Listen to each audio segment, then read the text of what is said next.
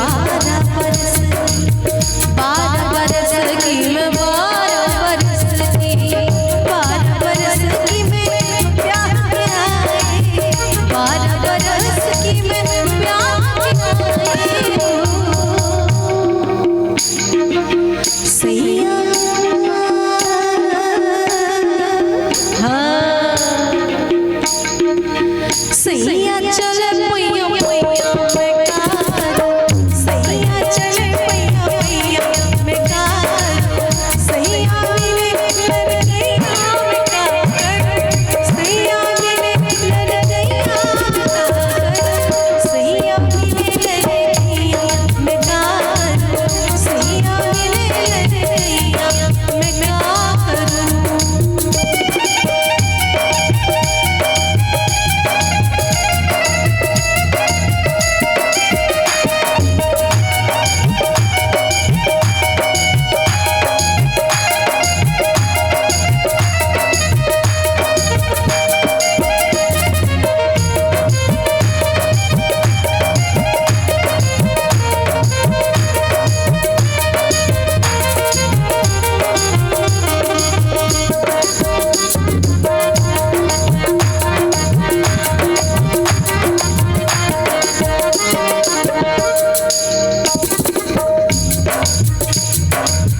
पंद्रह बरस की मैं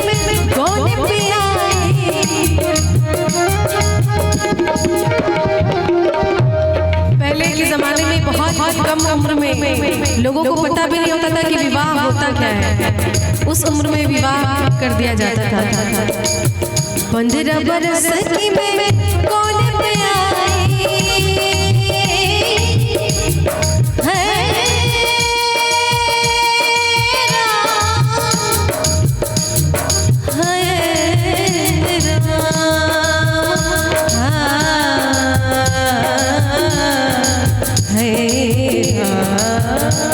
आज कौन पे आई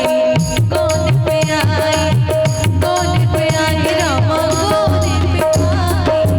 15 बरस की मैं कौन पे आई 15 बरस की मैं कौन पे आई सैया सैया